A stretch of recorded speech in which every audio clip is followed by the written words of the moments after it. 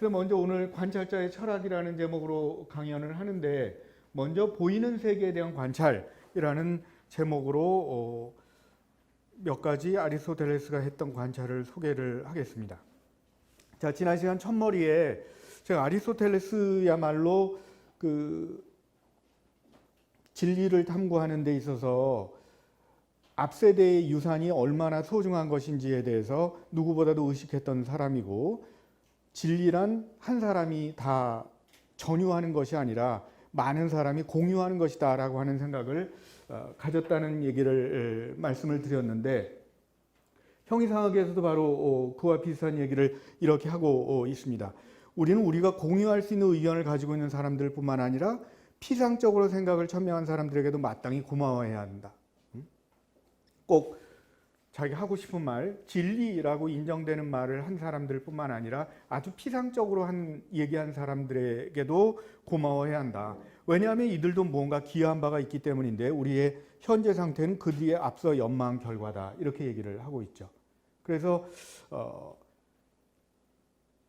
어느 누구도 모든 진리에 대해서 얘기를 할 수는 없지만 누구나 다 진리의 일부분에 대해서는 이야기할 수가 있다. 그렇기 때문에 진리를 탐구하는 사람의 과제는 그런 다양한 의견들을 모아서 그 가운데 옥석을 가려냄으로써 어떤 새로운 진리를 만들어 나가는, 찾아 나가는 것이다 라고 하는 것이 아리스토텔레스의 생각입니다.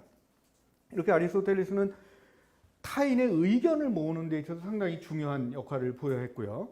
그 다음에 또 하나 중요한 것이 이제 오늘 주로 말씀드릴 관찰, 현상에 대한 관찰에 대한 이야기죠.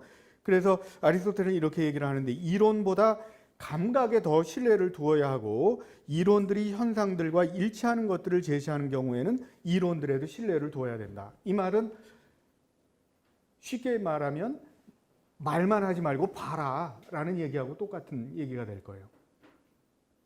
플라톤의 아카데미아에서 사람들은 말을 하기를 즐겼거든요. 대화를 즐겼고, 그 대화 속에 어떤 진리를 찾아나가는 것이 아카데미아의 전통이었다면, 아리스토텔레스 같은 경우에는 이 세상에는 말로 되는 것도 있지만 아무리 논리적이라고 하더라도 실제 관찰과 불일치할 수가 있다. 그러니까 말보다는 관찰이 앞서는 것이고, 관찰된 내용과 일치하는 이론에 대해서만 우리는 그것을 수용을 해야 된다라고 하는 입장이죠.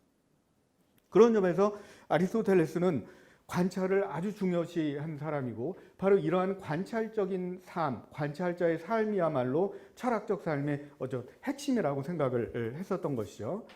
자, 아리스토텔레스가 관찰을 어떻게 하고 그것을 어떻게 이론화하는지를 보여주는 예가 그 천체론에 나오는 예입니다. 아마 제가 쓴 책에서도 읽으신 분들이 이미 계실 텐데, 아리스토텔레스는 지구가 둥글다는 것을 추론을 해냈어요. 근데 어떻게 추론을 했느냐? 뭐 우주선 타고 가서 지구를 봤을 리는 없죠. 하지만 이렇게 달에 월식이 일어나는데, 보통 때는 이제 상현달, 보름달, 하현달을 거쳐서 이렇게 달이 변화할 때는 이 변화하는 모습이 이렇게 둥글지가 않은데, 그런데 식이 일어날 때는 달에 드리워진 그림자가 이렇게 둥글게 보인다라고 하는 사실을 놓고, 그걸 관찰을 한 거죠. 그런 현상을 놓고, 지구가 태양과 달 사이에 있음으로써 태양빛을 가려서 월식이 일어난다고 한다면, 그런 둥근 그림자를 만들어내는 지구는 둥그런 형태일 수밖에 없을 것이다. 이렇게 추론을 한 거죠. 그래서 월식이 일어나는 모습을, 현상을 바라보고 지구의 모습을 추리를 한 거예요.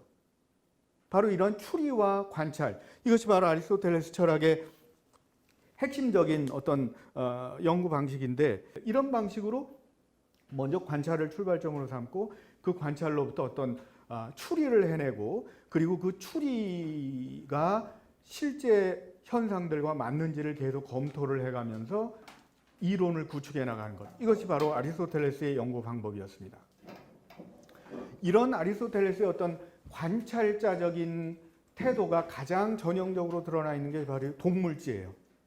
히스토리아 아니말리움이라고 하는데, 여기서 말하는 히스토리아는 역사가 아닙니다. 히스토리의 본래 의미는 탐문을 하고 관찰을 함으로써 얻어진 암들의 지식들을 기록해 놓는 것을 히스토리라고 얘기를 하는 거죠. 그래서 히스토리 아니말리움은 동물의 역사가 아니라 동물에 대한 관찰과 탐문의 기록들을 말하는 것입니다. 그래서 이 히스토리 아니말리움은 어떻게 보면 아리스토텔레스가 연구했던 가장 날것의 세계, 물고기, 하루살이, 그 다음에 두더지, 이런 것들, 날파리, 이런 가장 날것의 세계를 1차적으로 보고 관찰한 것들을 기록한 책이라고 보면 되는데요.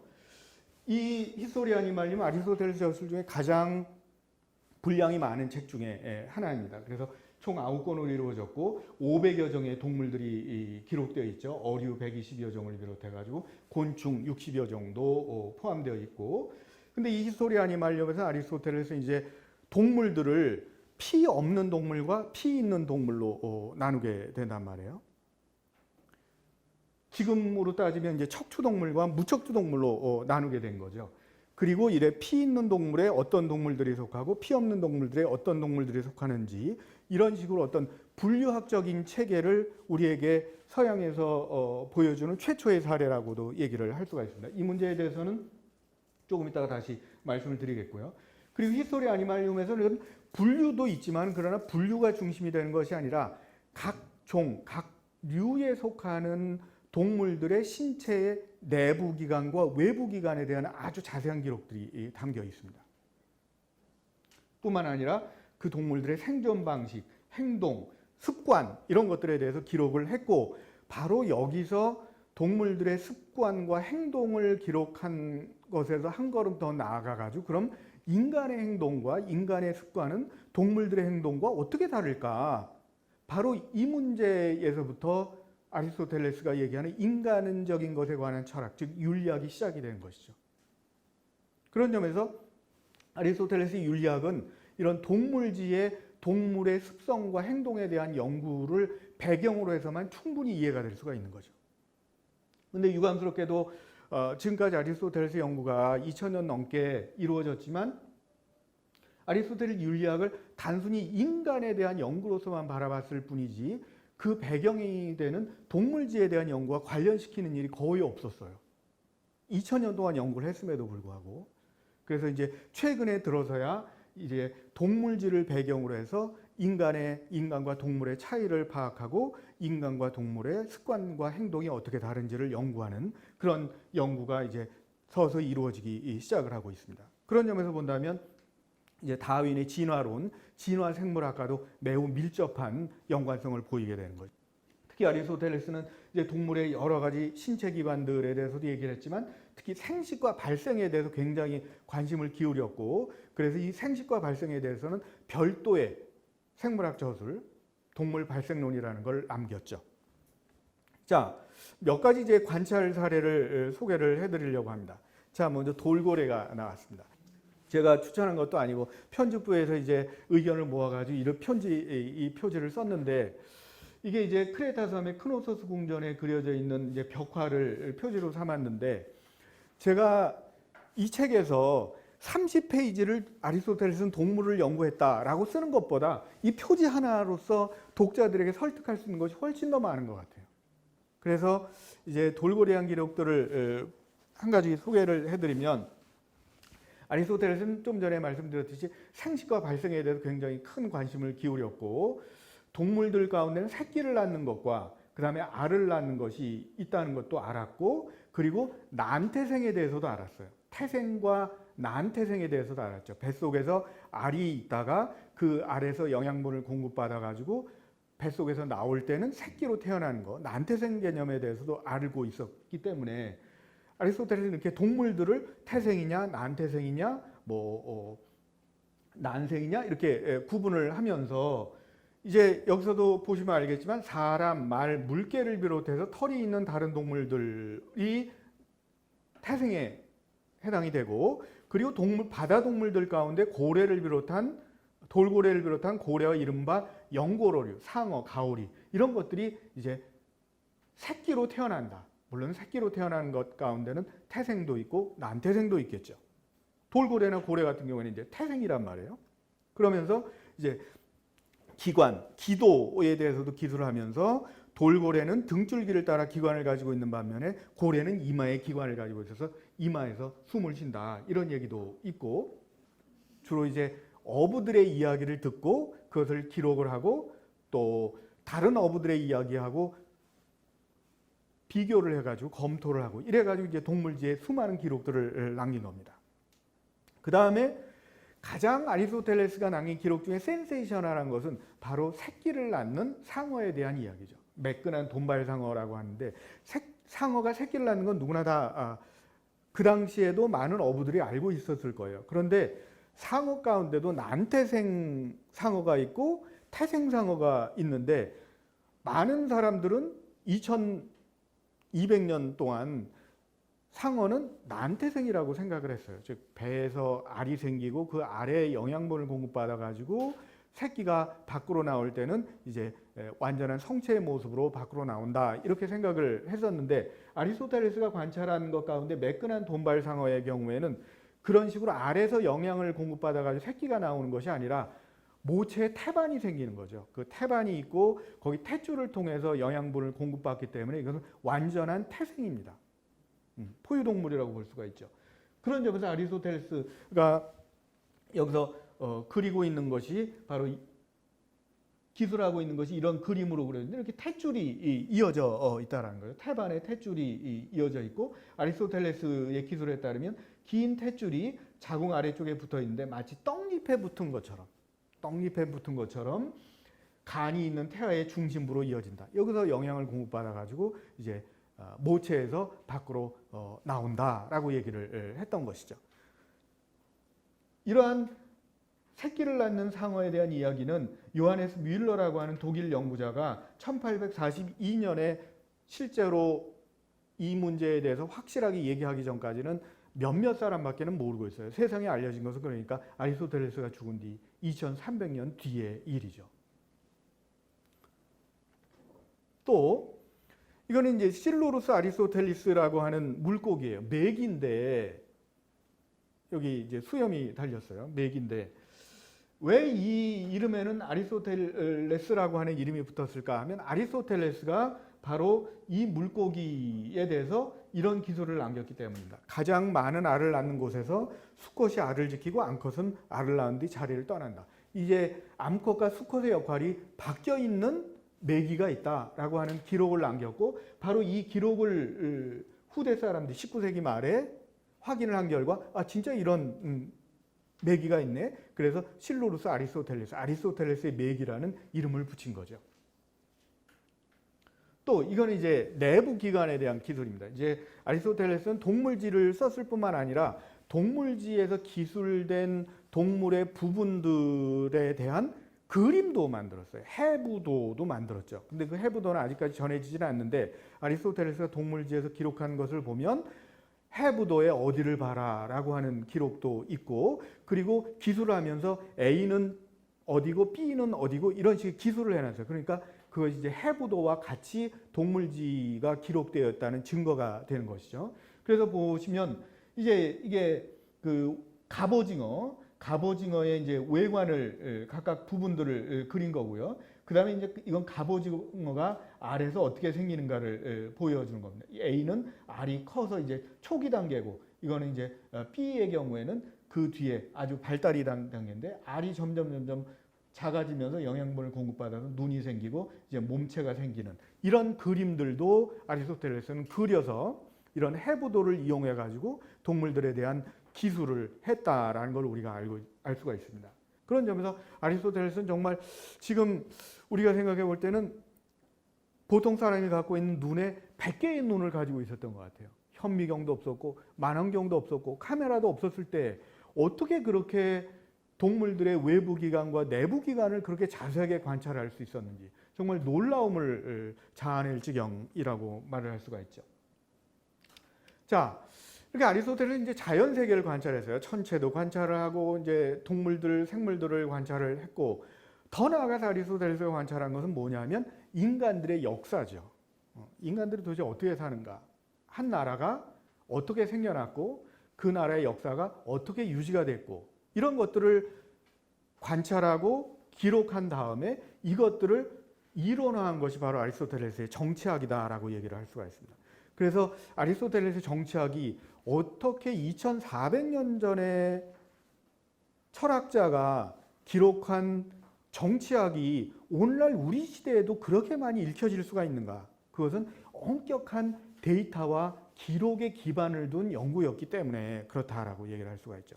그리스에는 도시국가들이 아주 자잘한 2,000명, 3,000명 되는 도시국가로부터 뭐 20만 명, 30만 명 되는 큰 도시국가에 이르기까지 도시국가가 한 1000여 개 정도 있었다고 해요.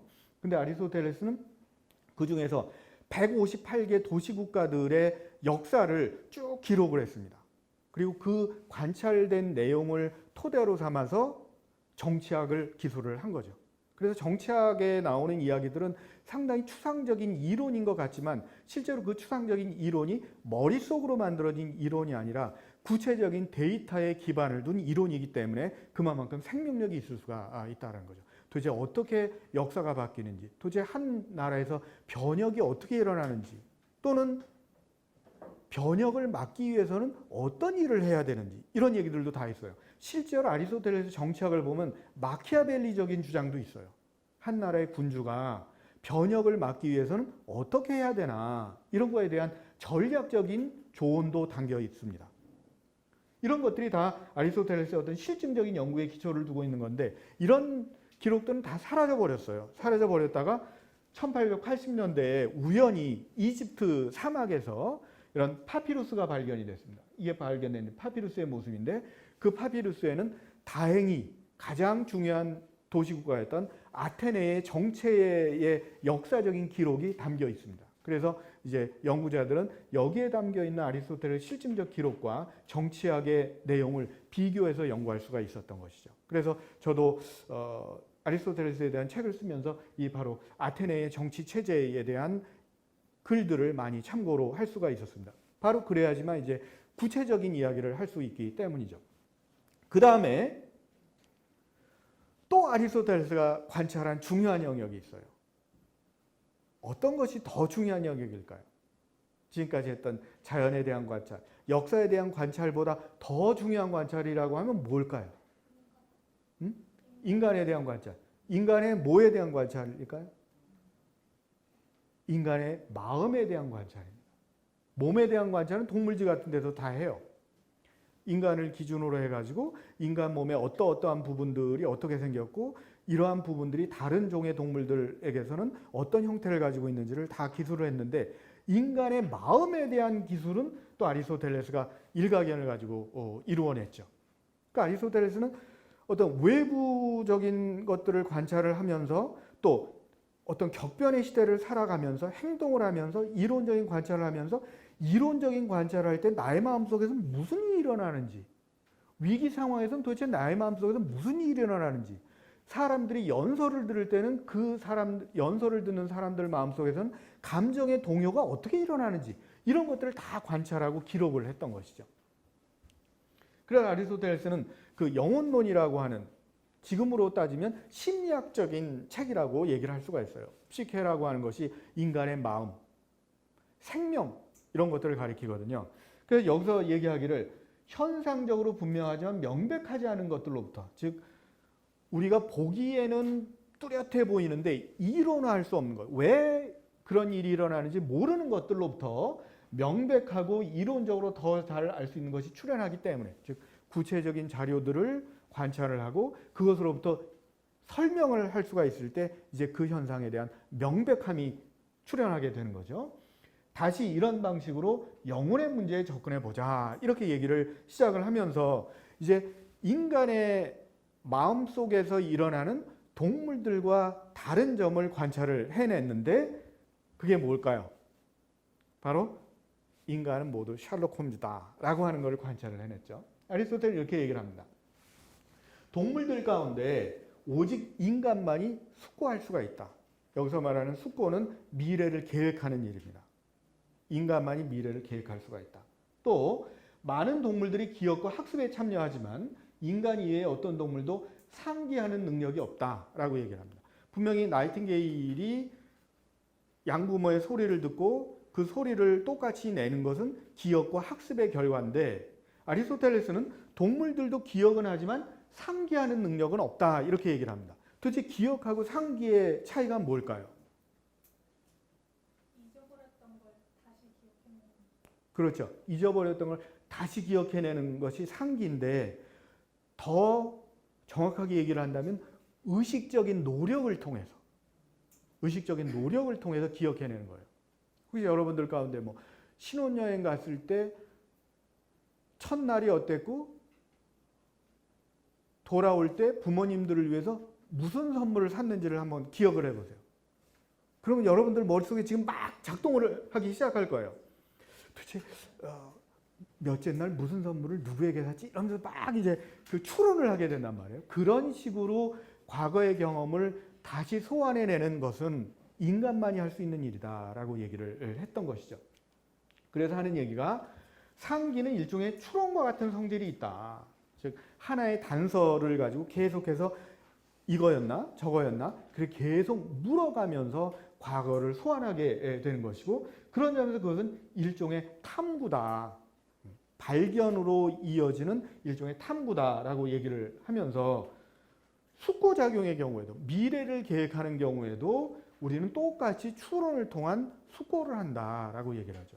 동물들도 미래에 대비를 하죠. 사실 제비가 집을 짓는 것도 미래에 대비하기 위한 것이죠. 그런데 아리스토텔레스는 동물들에게도 이렇게 미래를 계획하는 능력이 있고, 동물들에게도 문제 해결 능력이 있고, 동물들에게도 기억이 있지만, 그러나 추리적인 기억 그리고 추리적인 미래 계획은 인간에게만 있다라고 얘기를 합니다. 사실 저의 지금 아리스토텔레스 연구의 가장 큰 관심사는 바로 이 부분이거든요. 도대체 동물들에게는 없는 추론에 의한 숙고와 상기 능력이 인간에게 아리스토텔레스는 있다라고 얘기를 하는데, 과연 이러한 연구가 오늘날 진화 심리학을 통해서도 증명이 될 수가 있을까? 그래서 이제 그런 사례들을 모으고 이것들을 반박할 수 있을 것 같은 사례들을 모아가지고 그것들을 이제 뜯어보고 이러는데, 제가 아직까지 관찰한 바로는 아리스토텔레스 이런 주장이 반박이 되지 않은 것 같아요. 네. 그리고 오히려 이런 아리스토텔레스의 주장을 정당화하는 그런 동물 행동에 대한 연구들이 굉장히 많이 있습니다. 그건 나중에 이제 다음 주에 또 말씀을 드리겠습니다.